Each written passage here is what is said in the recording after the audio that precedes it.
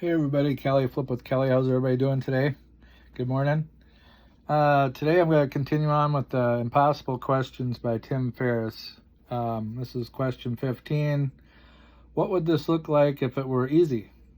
And how can we apply this to wholesaling, real estate? Nowadays in 2026, my gosh, we're in 2026 already. What do you know? A good question to ask is if I feel that I'm stretched too thin, if I'm feeling overwhelmed, it's probably because I'm overcomplicating it.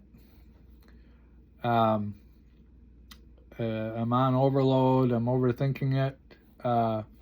So why not take the simple, easy path?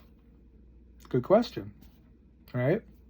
And why do many people not take the simple, easy, and they feel like, oh, I gotta work hard, I gotta grind, I gotta this, gotta that. Well, okay, I guess there's nothing wrong with hard work.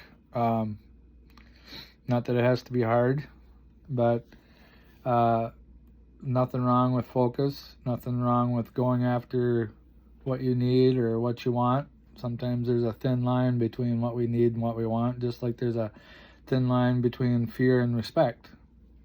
So I remember back in the day, I knew a guy I went to school with. He said, if I'm not afraid of this motorcycle, I need to not ride it anymore. But I guess there's a thin line. You call it fear, you call it respect. Just labels, right? You're either safe or you're you're getting hurt, probably, or hopefully not hurt too bad. So yeah, why not work smarter, not harder?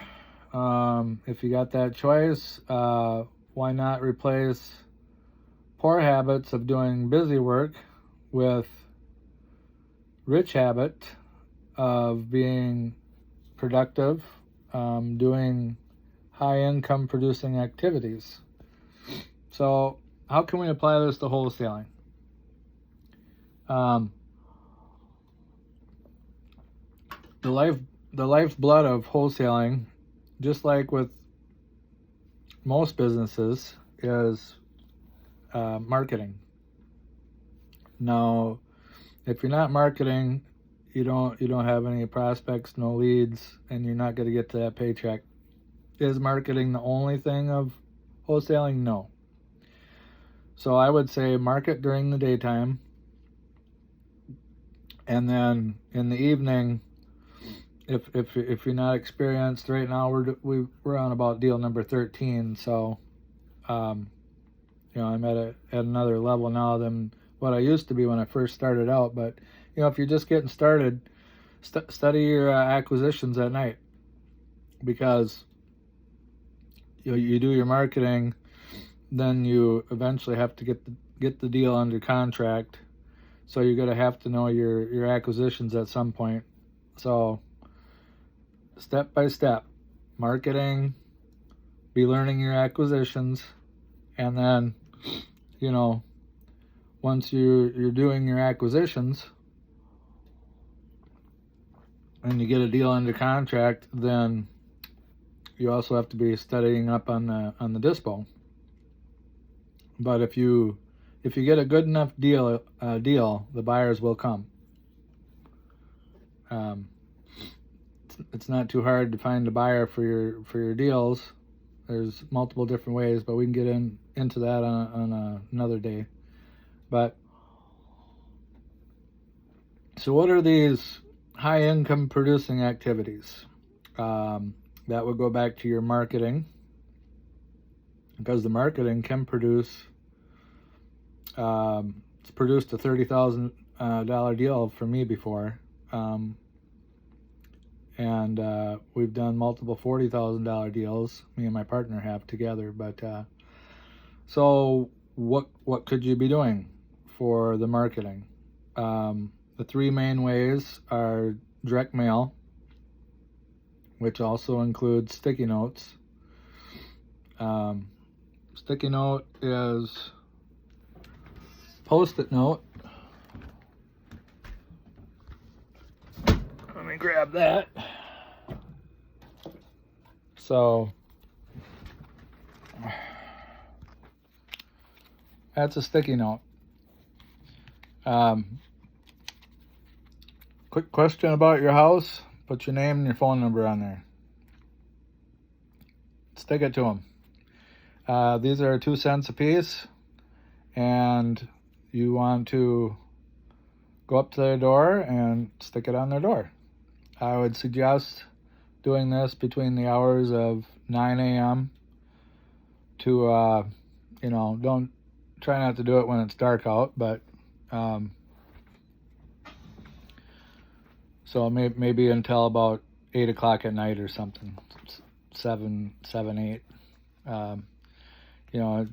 Around here in the wintertime it gets darker, so I'd work with the sunlight too. But yeah, know your laws in your area. I think there's cold calling laws out now. I'm pretty sure just they recommend calling between 9 a.m. and they say 9 p.m. But I personally I'd only go until 8. As far as calling people, most people I know, 8 o'clock they like to at least be unwinding by that time, getting ready for bed, whatnot. So you got direct mail. The cheaper way is 2 cents a piece, and you can get a stamp. So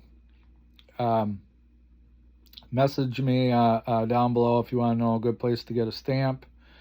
There are some places that you can get high quality where when you stamp it, it actually looks legit and professional. There's also other places where you can get bad stamps where it looks not good. So, and that's going to be the difference between people calling you or not calling you. Quality, right? So, you can get a hold of me down below in the comments, or you can go into my WAP link down there to message me. So, just get in your car, drive to whatever area you want to tackle, and you can just walk around and then do the grid. So you want to do all the parallel roads, and then you can come back perpendicular.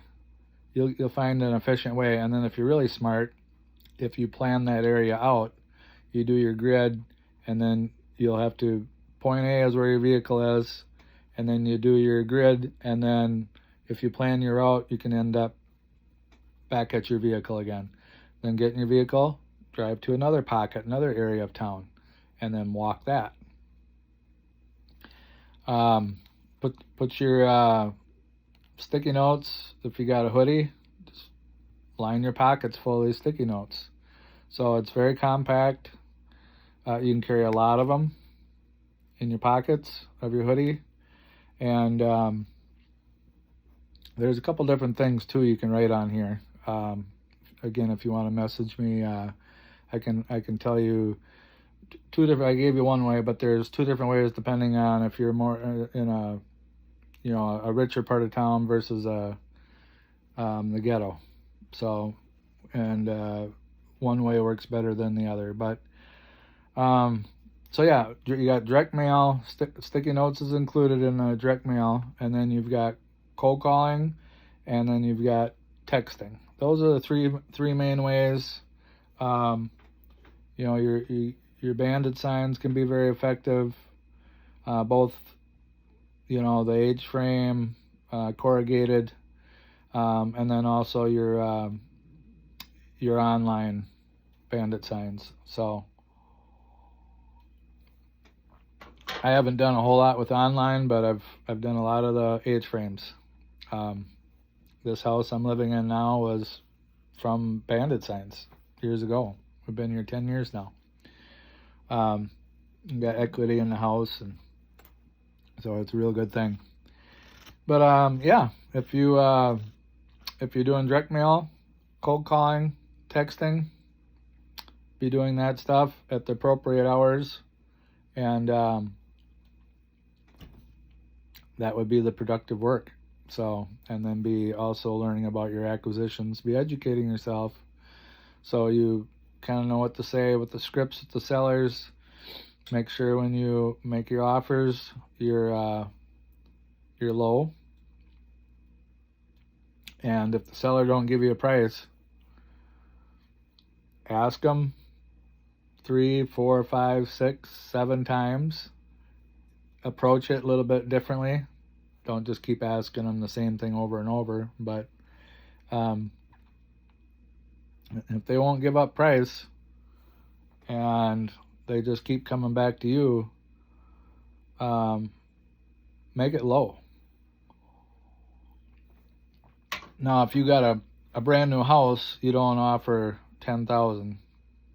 If you've got a hoarder house that's got some disgusting things, maybe there's squatters, maybe the furnace is broke down, maybe the water pipes are freezing, maybe you got water leaks, maybe you got thousands of gallons of water. Don't be afraid to hit them low.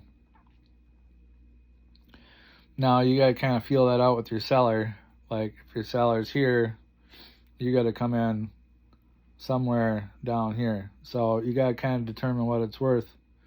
But I've offered $10,000 before on a really bad house, out-of-state seller. So it's going to depend on the situation. But you know where to come in at. You feel it out, and you can come in at that $10,000. Now, don't offer $10,000 if the value of the house is up here. So it's an art and a science. And if the seller is truly motivated, you build that relationship first. You connect with them. They get to trust you a little bit because it's a mutual trust thing. And yeah, they might be a little offended, but when I offered the $10,000, she just simply countered back at 40, and then she came down to 35 on her own, and then we ended up selling it for 60. So property is worth what it's worth, and cash buyers are willing to pay what they are willing to pay. And so when you're going into negotiations, put your cash buyer hat on, because they're eventually going to be, with the assignment of contract, they're eventually going to be stepping into your shoes anyway. So you are basically the cash buyer in a sense. And that's how you got to approach your negotiations. So I think that's enough for this morning. We are planning to do either sticky notes, or I might do business cards in a bag. So it's where you take a Ziploc bag and you put some business cards in there. And if you want to, go down to the dollar store or somewhere where they sell rocks in a bag, these little rocks, and put a rock in the bag. That way, if you toss it up in the driveway, it don't blow back out onto the street because the rock will weight it down enough. So know your litter fines in your area, your litter laws. To my knowledge, I don't know of any ordinance about it, as far as there's doorknob hangers, there's sticky notes, and but check into your laws. You can always apologize later too. But yeah, some ideas for you. So this is Kelly. I'm gonna get busy doing marketing here today. So you guys have yourself a great one. Found any value, smash that like button, subscribe, share it with somebody. This is Kelly out. Have a great one.